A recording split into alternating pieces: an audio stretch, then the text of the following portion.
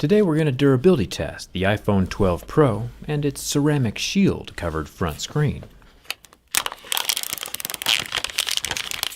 You might have noticed that the box is a little bit smaller this year.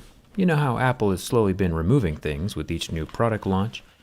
First it was the headphone jack, then the HDMI on their laptops, and now it's the charging brick itself that's gone. It's always exciting to find out what's going to disappear next. Apple definitely keeps you on your toes. Honestly though, it's probably a good thing. Their 5-watt inbox charger was the slowest charger of any phone anywhere. And now there's no reason not to upgrade to the faster charging Anker Nano, which costs less while still charging 3 times faster, all while still keeping the same size as the old brick. Thanks to Anker for sponsoring this video. Now iPhone users will get to experience the fast charging that Androids have had for years. I'll leave a link down in the video description that'll give you a 10% discount off the Anker Nano. Because you know if Apple isn't going to hook you up, Anker for sure will. Now it's time for the durability test. Let's get started.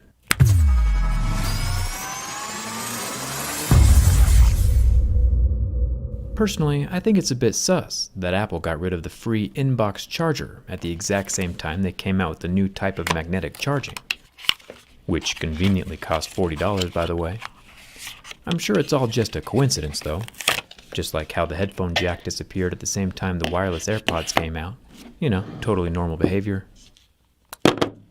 You can see that inside the magnetic circular attachment is a group of coiled wires that transfer power to the other set of coiled wires inside of the phone. We'll have to see what those look like for realsies when we open them up for the teardown video. But while we're here on the outside, we can see where the magnets are located with some metal shavings.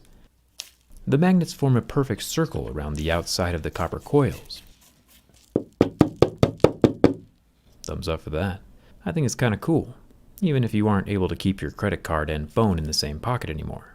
It's probably a good idea in general though to keep metal shavings away from your phone. If you remember, the earpiece and loudspeaker are also both made with magnets, so if any small shavings get sucked up inside of the phone, it can tear the speakers to shreds. I'm sure the IP68 waterproofing will help keep the dust and shavings out, but still, it's better safe than sorry. Speaking of being safe rather than sorry, Apple has stepped up their phone design quite a bit this year with a lot of focus on the screen. Apple says their new ceramic shield is a step beyond glass, but it's also important to listen closely to their carefully structured buzzword-filled sentences. Apple said they've included nano-ceramic crystals within the glass matrix to dramatically improve toughness, and yeah, they might have found a new way of forming glass to make it tougher. But those new crystals are still within a glass matrix, which means it's still glass, no matter how many other words they add to the sentence. And if glass is still glass, you know the rest. Apple doesn't mention much about scratch resistance, just drop protection and toughness. They also use the phrase, along with our new design, it makes the iPhone tougher than ever. So it's not just the new glass. I think a large part of that 4 times more drop resistance comes from the design, with the glass totally flush sitting just inside the surface of the frame. A piece of glass has 6 sides, front, back, and all 4 edges. And with 5 of those 6 sides protected by this phone frame in a way that most smartphones are not built, it really does make this iPhone 12 Pro more shatter resistant. So I do believe Apple's claim about the glass being 4 times tougher, but I think the protective design has more to do with it than the buzzwords do. I've scratched hundreds and hundreds of phones in this exact same way, and Apple's ceramic shield is still scratching at a level 6, with deeper grooves at a level 7. It might just be my imagination, but it does look like the level 6 scratches are a tad more faint, but they're definitely still there. Ceramic shield is not the product that will bring us to the next level of Mohs hardness. One thing that can always be certain though, is that as Apple removes things from the box, the high price will always remain the same. The only way to really keep your screen scratch-free and resale value high is with a screen protector. I've installed thousands of screen protectors from my pre-YouTube phone repair days, and it only takes a few seconds. The biggest obstacle is the dust underneath the glass. But there's an alcohol wipe and a dust sticker in the box to help mitigate that. The screen protector is held in place by a thin layer of nano adhesive, so there's no residue left on the glass when it's ever removed. And since the iPhone 12 Pro display is totally flat, the precision cut screen protector makes it look like it was meant to be there. Just like you wear safety glasses to protect your eyes and a mask to protect your lungs, a screen protector is a cheap way to avoid a lot of future regret. I'll leave a link for D-brand screen protectors down in the video description. Plus, these aren't your normal plastic rubbery screen protectors either. It's an additional layer of protective tempered glass. And as we know, glass is glass, and glass can. It's much easier to replace a $10 screen protector than it is to replace a $270 display. I'll leave that link in the description.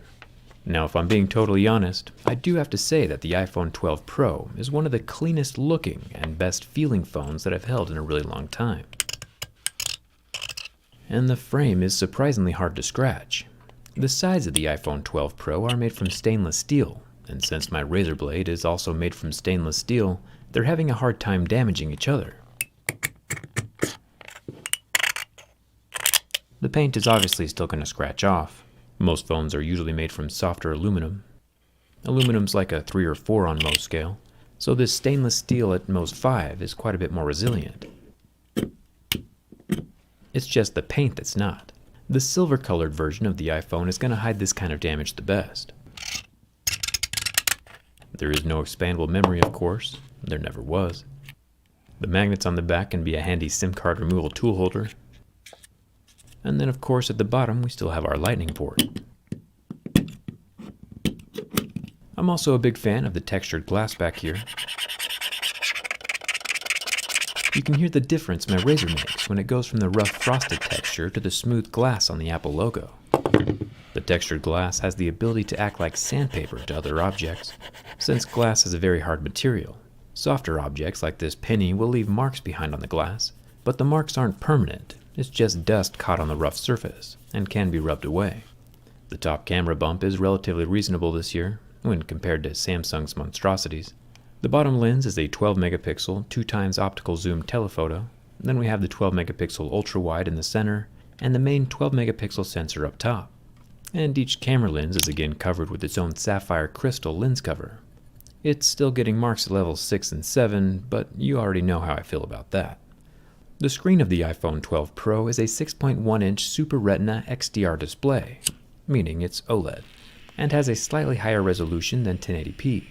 A cool thing, though, is that even after 30 seconds from the heat of my lighter, the pixels on the OLED are still unfazed, with zero damage.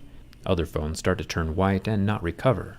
Now, I'm no materials expert, but ceramic is a slower conductor of heat than glass is, meaning that the heat doesn't transfer through it as easy.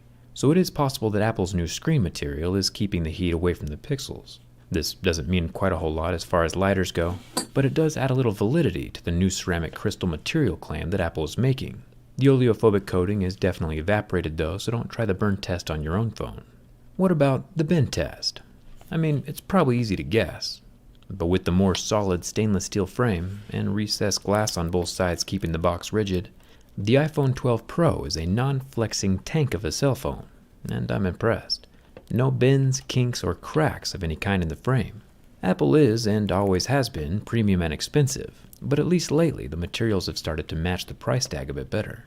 I used my last phone for over 3 years, and I've only had my current phone for about a year, so I'm not ready to upgrade just yet. Maybe someday I'll try out the iPhone again, but I'll wait till next year's iPhone 13 Pro Max Ultra Plus 6G No Screen Edition before I make up my mind. I'll leave links in the description for that stuff Apple forgot to include, like the charger and screen protector. Let me know what you think of Apple's new phone down in the comments. You cool with them leaving out the charger? Come hang out with me on Instagram and Twitter. And thanks a ton for watching. I'll see you around.